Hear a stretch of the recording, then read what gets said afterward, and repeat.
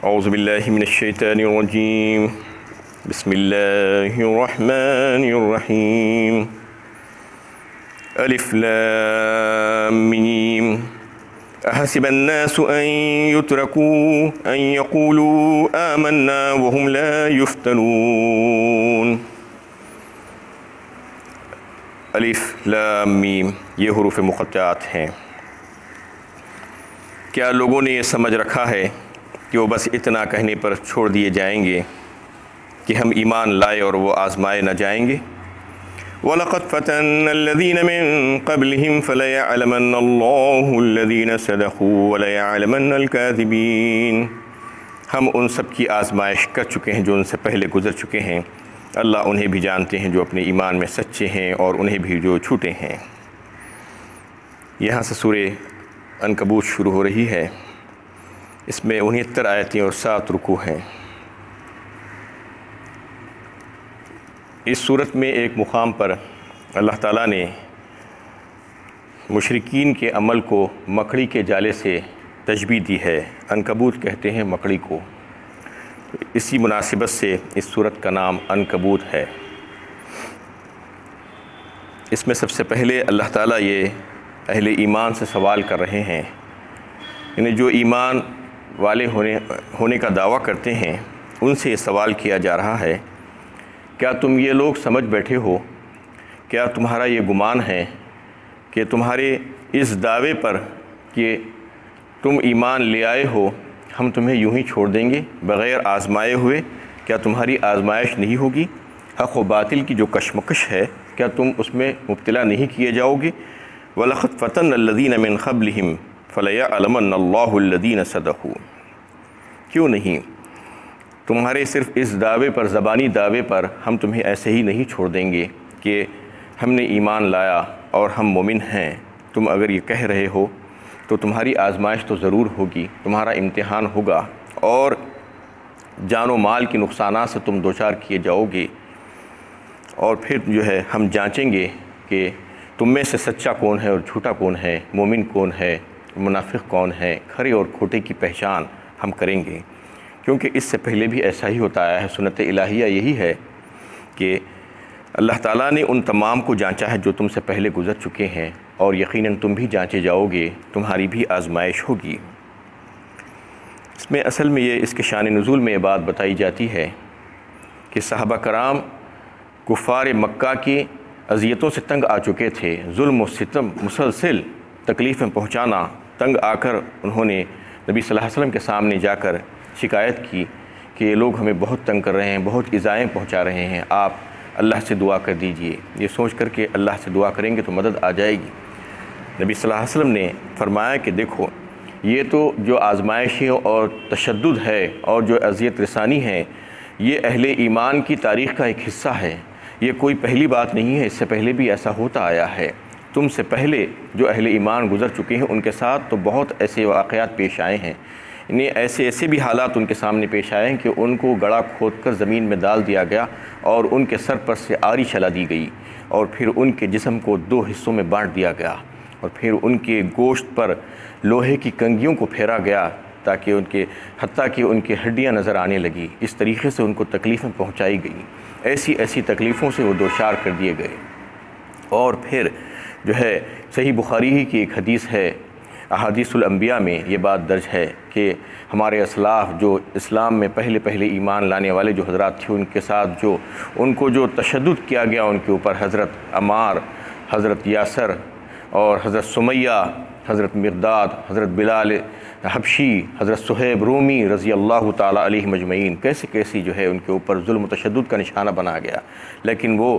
اپنے دین حق سے نہیں پھرے، اور تم کو بھی جو ہے نہیں پھرنا چاہیے۔ اور اللہ کے نبی صلی اللہ علیہ وسلم نے فرمایا کہ ایسی تکالیف ان کو دی گئی۔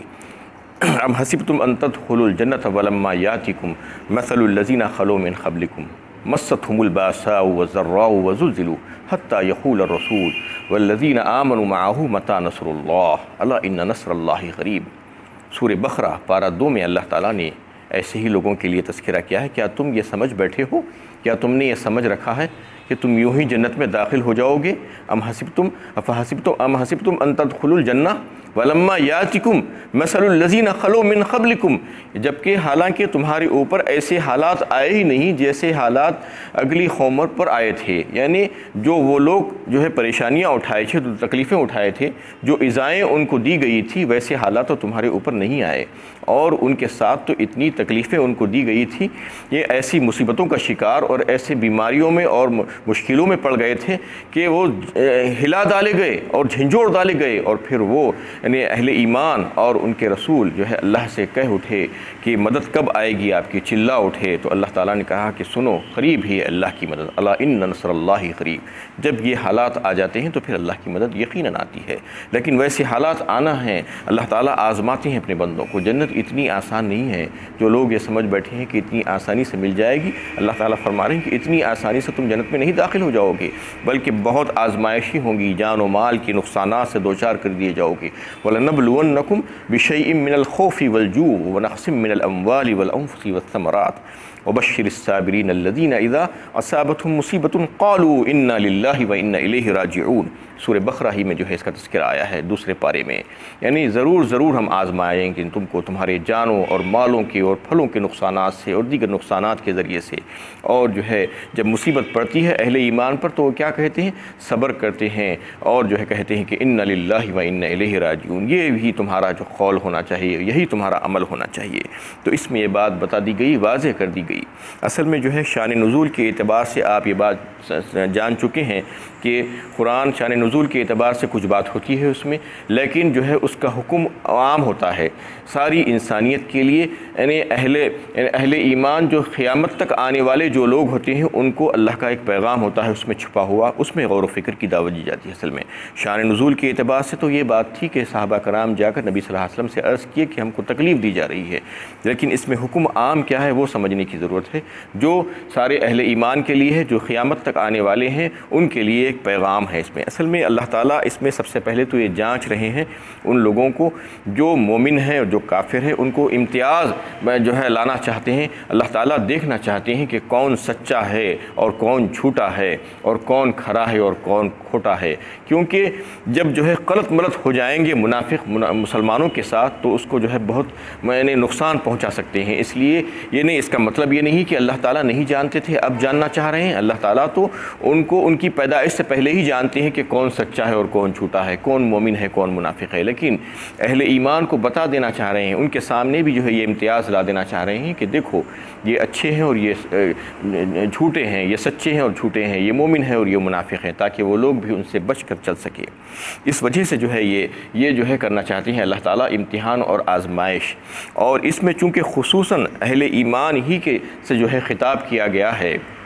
اس لیے جو ہے یہ جو دعوے کر رہے ہیں اللہ تعالیٰ یہ بتانا چاہ رہے ہیں، اس میں پیغام جو ہمارے لیے ہے، جو زبانی دعوے ہیں یہ چلنے والے نہیں ہیں۔ اور بدقسمتی سے آج اگر آپ دیکھیں تو مسلمانوں کی اکثریت جو ہے اسی قسم کے دعووں میں لگی ہوئی ہے۔ یہ کس وجہ سے ہے؟ یہ اس وجہ سے کہ ان کے پاس تقلیدی ایمان ہے، یعنی ان کے باپ دادا مسلمان تھے اور ان کو بھی جو ہے مسلمان کر دیا گیا، مسلمان نام رکھ دیا گیا غلطی سے ان کا، اور پھر انہوں نے یہ سمجھ لیا کہ اسلام چند رسومات کا ایک مجموعہ ہے، بس اس کو ادا کر لو یہ ختم ہو جائے گا۔ پیدا ہونے کے بعد کے کچھ رسومات، جوان ہونے کے بعد کے کچھ رسومات، پھر شادی بیاہ نکاح، اور پھر مرنے کے بعد مسلمان قبرستان میں تدفین، بس اسی پر جو ہے اکتفا کر لیا گیا اور یہ سمجھ لیا گیا کہ یہی کافی ہے۔ یہ جو ہے ان کو جو گمراہ قسم کے جو لوگ تھے، پیشوا اور مقتدا اور جو ہے علماء اور اس قسم کے جو لوگ تھے مشائخین، یہ انہوں نے ان کو اچھی طریقے سے باور کرا دیا کہ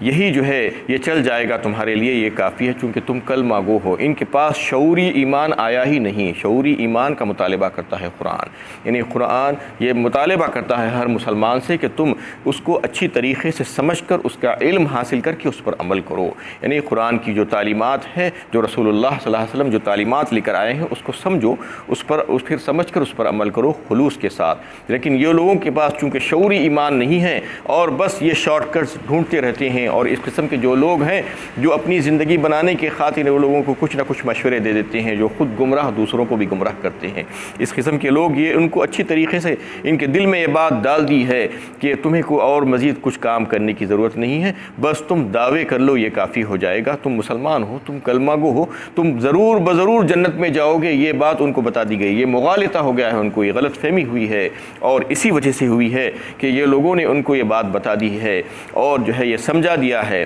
ان کو یہ بات سمجھ لینا چاہیے کہ جو کلمہ گو ہونے کا یہ دعویٰ کرتے ہیں لا الہ الا اللہ محمد رسول اللہ، تو پھر اس کے معنی اور مطلب کیا ہے وہ تو سمجھو کم از کم، اور اس کے تقاضے کیا ہیں اور اس کی ذمہ داریاں، کلمہ پڑھنے کے بعد کیا ذمہ داریاں عائد ہوتی ہیں، کیا اللہ تعالیٰ اس سے مطالبہ کرتے ہیں تم سے۔ بہت گہرا مطلب ہے اس کا،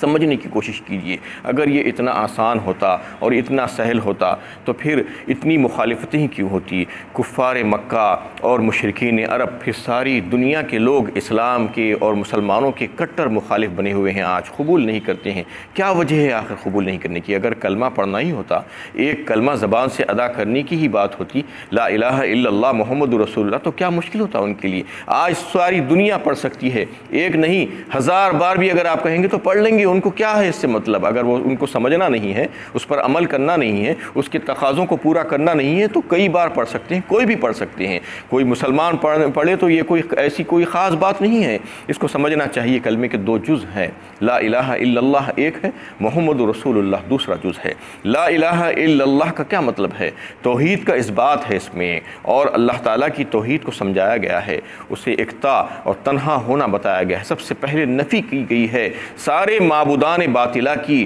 جو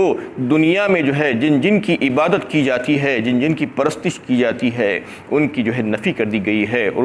ان سے جو ہے اظہار بیزارگی، اعلان برات جو ہے ان سے کرا دیا گیا ہے لا کہہ کر۔ اس کے بعد پھر کہا گیا ہے کہ الا اللہ، سوائے اللہ کی ذات کی کوئی عبادت کے لائق ہو ہی نہیں سکتا۔ وہ اکتا اور تنہا ہے، اس کی ذات میں، اس کی صفات میں، اس کے اختیارات میں، اس کی قدرت میں، اس کے رازق ہونے میں، اس کے قادر مطلق ہونے میں، اس کے یعنی ہر جو صفات ہیں اس میں ان تمام میں جو ہے اس کا کوئی شریک اور سہیم نہیں ہے۔ وہ جو ہے یعنی قادر مطلق ہے اور مشکل کشا ہے، وہ حاجت روا ہے اور نافع و ضار ہے۔ یہ سمجھنا چاہیے اس کے تعلق سے، یہ جو ہے گمان رکھنا چاہیے، اور جو ہے نقوص سے پاک ہے وہ تمام، اور عیوب سے پاک ہے، تمام صفات سے آرستہ ہے، وہ خالق ہے اور مالک ہے ہم تمام کا، ساری کائنات کا۔ اور پھر یہ سمجھنا چاہیے کہ جو خالق ہے، یہ ایک سے معاملہ ہے کہ جو خالق ہوتا ہے اور جو مالک ہوتا ہے اور جو رب ہوتا ہے وہی الہ ہوتا ہے، الوہیت اسی کی ہونی چاہیے۔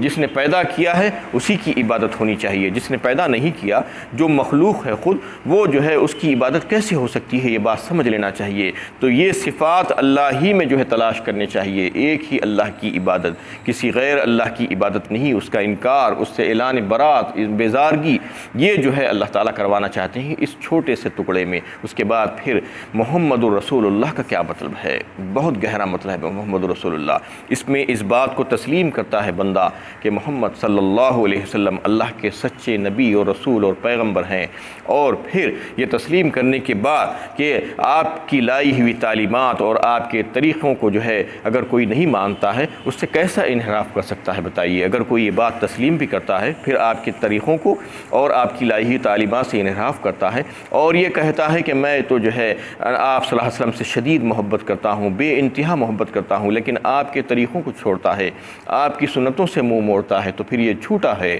اس کی بات قابل قبول نہیں ہے، اس کی کوئی قدر و قیمت نہیں ہے اللہ کے پاس۔ اللہ کے نبی صلی اللہ علیہ وسلم نے فرما دیا ایک حدیث میں، اور یہ صحیح بخاری کتاب الایمان حب رسول میں جو ہے حدیث درج ہے، فرمایا نبی صلی اللہ علیہ وسلم نے کہ تم میں سے کوئی شخص اس وقت تک مومن نہیں ہو سکتا جب تک کہ تم میں سے جو ہے مجھ سے محبت کرے اور وہ اپنے آپ سے، اپنے والد سے، اپنی اولاد سے اور خود اپنے نفس سے زیادہ مجھ سے محبت کرے اور تمام چیزوں کے مقابلے میں مجھ کو زیادہ محبوب رکھے، اس وقت تک تم میں سے کوئی مومن نہیں ہو سکتا۔ قل ان کان آباؤکم وابناؤکم واخوانکم وازواجکم وعشیرتکم واموال اقترفتموها وتجارۃ تخشون کسادها ومساکن ترضونها احب الیکم من اللہ ورسولہ وجہاد فی سبیلہ فتربصوا سورہ توبہ پارہ 10 کی آیت ہے، تفصیل کے ساتھ اللہ تعالیٰ نے اس میں بتایا ہے، کہہ دیجئے اے نبی صلی اللہ علیہ وسلم، اگر تمہارے آبا و اجداد، تمہارے باپ دادا، تمہارے بیٹے، تمہاری بیویاں، تمہارے کنبے خاندان، قبیلے والے، اور پھر جو ہے تمہارے تجارت اور تمہارے کاروبار جس سے تم جو ہے جس کے نقصان سے تم ڈرتے ہو، تمہارا وہ مال جو تم جمع کر کے رکھتے ہو، تمہارے وہ مسکن اور حویلیاں اور رہنے سہنے کی جگہ، ان تمام کے مقابلے میں اگر تم اللہ اور اس کے رسول کی محبت تمہاری جو ہے غالب آ گئی اور اللہ اور اس کے رسول کی محبت نیچے آ گئی، تو تم سمجھ لو کہ اللہ تعالیٰ کو تم نے ناراض کر دیا۔ یہ تمام باتوں کو اللہ تعالیٰ نے گنا دیا جن سے انسان محبت کر سکتا ہے، جو انسان کے قریبی لوگ ہوتے ہیں، اور کاروبار اور جو ہے تجارت اور اس کے گھراں اور حویلیاں، یہ تمام چیزیں ایسی ہیں جس سے فطری محبت ہوتی ہے، طبعی طور پر انسان کا لگاؤ ہوتا ہے، دلی لگاؤ ہوتا ہے۔ لیکن یہ بتا دیا گیا ہے کہ یہ ہونے کے باوجود بھی اگر ان کی محبت اللہ اور اس کے رسول کی محبت پر غالب آ گئی تو سمجھ لو کہ تم نے اللہ کو ناراض کر دیا، اور پھر فیصلے کا انتظار کر لو۔ اس میں یہی بات بتانا مقصود ہے کہ دیکھو تمہاری بیوی اور تمہارے باپ اور تمہارے ماں باپ اور تمہارے بچے تم کو جو ہے تمہاری ان کے تقاضے ایسے اگر ہوں کہ وہ اللہ اور اس کے رسول کے سے انکار کرنے پر جو ہے تم کو آمدہ کریں تو ان کی بات نہیں ماننا، اور تمہارے کنبے قبیلے والے تم سے یہ مطالبہ کریں کہ وہ ناحق اور ناجائز کاموں میں تمہاری مدد چاہیں تو تم ان کی مدد نہیں کرنا، اور ناجائز اور حرام مال تم نہیں کمانا کبھی بھی، سود کے ذریعے سے، رشوت کے ذریعے سے، لوگوں کے زمینات اور کاروبار کو ہڑپ کرنے کے ذریعے سے، اور جو ہے تجارت میں جھوٹ کے ذریعے سے، اور دیگر تمام جو حرام امور ہے، حرام مال کے ذریعے ہیں، ان کے ذریعے سے اگر تم مال کماؤ گے تو پھر یہ سمجھ لو کہ تمہارے یہ دعوے بالکل جھوٹے ہیں۔ تم کو اگر یہ واقعی میں یہ دعویٰ کرتے ہو کہ تم مومن ہو تو پھر تم میں وہ اوصاف بھی ہو جانے چاہیے جو مومن کے ہیں۔ تم اگر کلمہ پڑھ رہے ہو تو پھر کلمے کے جو ہے جو تقاضے ہیں اس کو تم یہ سمجھ کر پورے کرنے کی کوشش کرو تو یقیناً ان کے لیے جنت ہے۔